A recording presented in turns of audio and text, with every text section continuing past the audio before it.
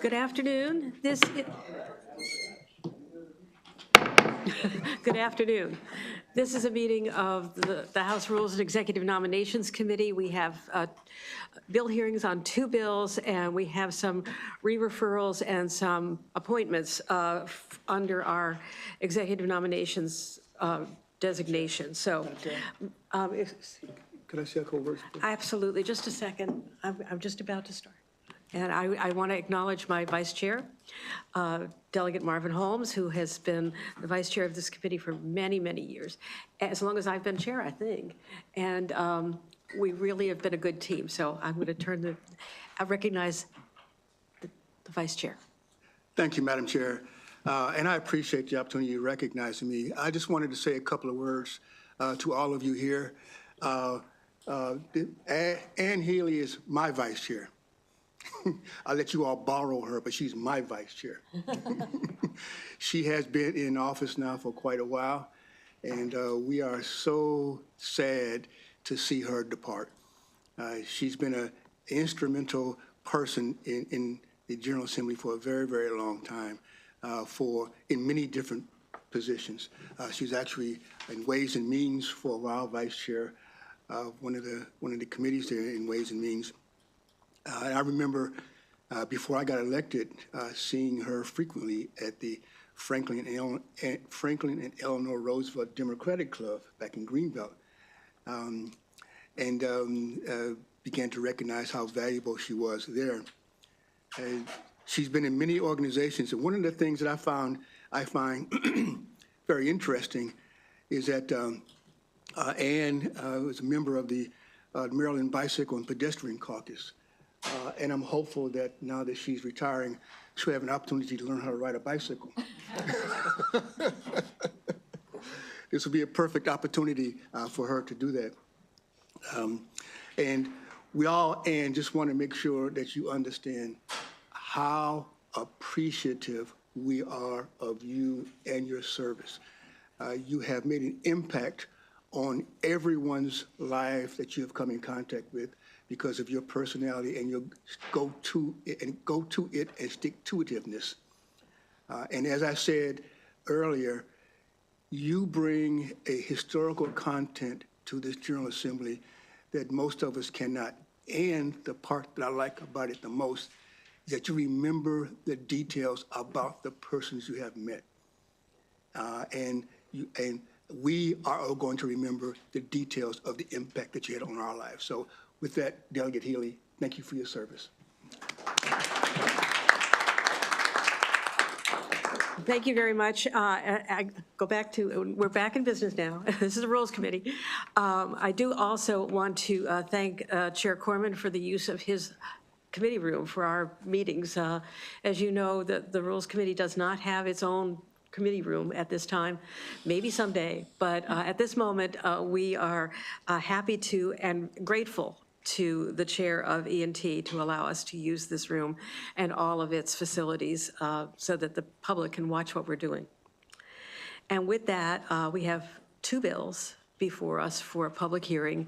The first bill is the Annual Corrective Bill, Senate Bill 844, and I understand that Ryan Bishop is going to present. Ryan is an old friend from my days on Ways and Means.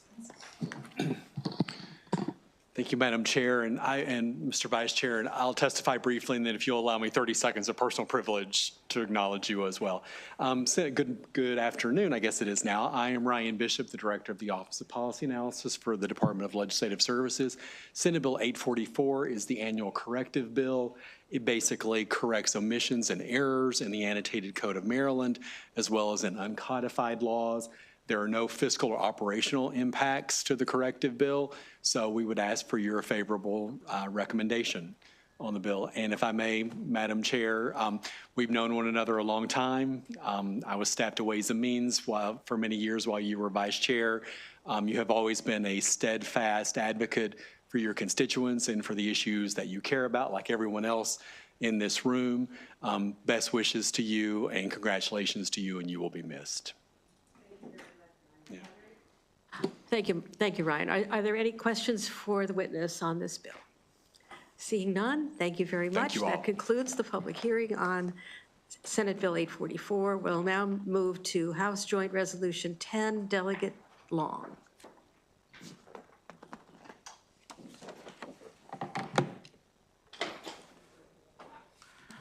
Thank you so much, Madam Chair Healy, and allow me again just to use my personal privilege to thank you for your service as well and for your tenure, and I'm honored to sit beside you, and I've been honored to sit beside you these past 70 so days in environment and transportation. This is placed at the request of several dear constituents and friends and the entire Ukrainian community. So again, thank you for allowing this to be heard. It means a great deal, not just to them, but to myself. HJ 10 addresses a grave and ongoing humanitarian crisis, the abduction and forced transfer of Ukrainian children by the Russian Federation.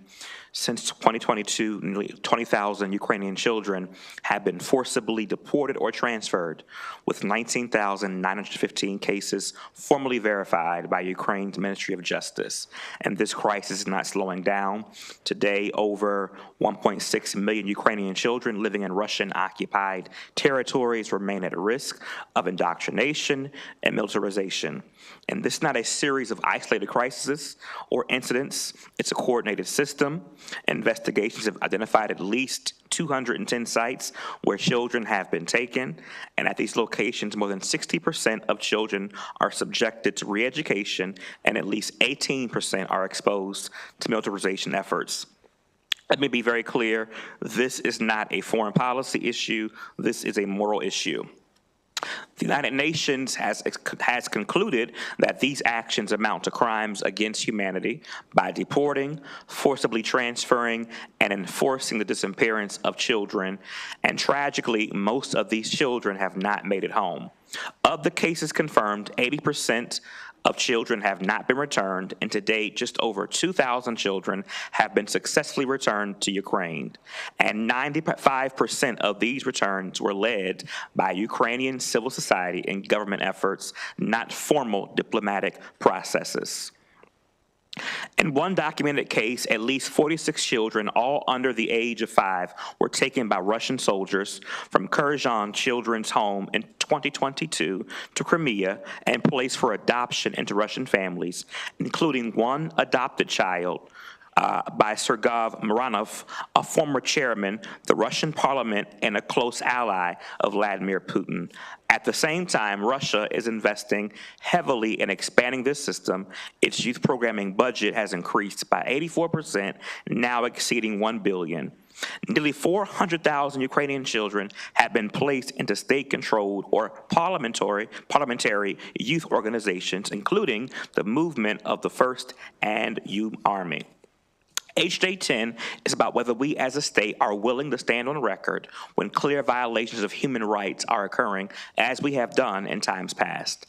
It also matters here at home because Maryland is home to federal employees, military families, and Ukrainian diaspora and other communities directly connected to this ongoing conflict.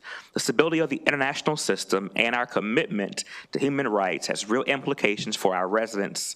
And so on this last week of session, I come to you respectfully urging a favorable report on HJ 10. Thank you, and I am happy to take any questions. Thank you. Seeing none, thank you very much. That concludes the public hearing on this House Joint Resolution. Next on the agenda are the re-referrals. The Vice Chair will read them off. Thank you, Madam Chair. We have several re-referrals.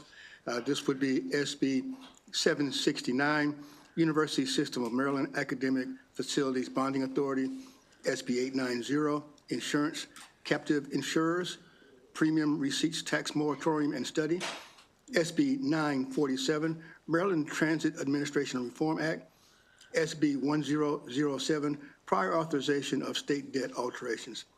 Move the referrals, Madam Chair. Is there a second? Okay. It's been properly moved and seconded to re-refer these bills to the appropriate committees. All those in favor say aye. Aye. Any opposed? Raise your hand. The ayes have it. those bills will be re-referred. Next, we have some appointments that we need to process. So, Vice Chair? Thank you, Madam Chair. We have some recess appointments, and they are as follows. Caroline County Board of Elections, Angel Lewis Perez. We also have Chesapeake College Board of Trustees. For that position, we have two. That would be Brenda W. Shorter and Brent C. Fuchs. And then we also have appointments for the Caroline County Board of License Commissioners. That would be an appointment for Gregory Eggenbroid, and that would also be an appointment for Chesapeake College Board of Trustees. That would be Erica Osternhout. Move those appointments, Madam Chair. All those in favor of the appointments, please say aye. Aye. Any opposed, raise your hand.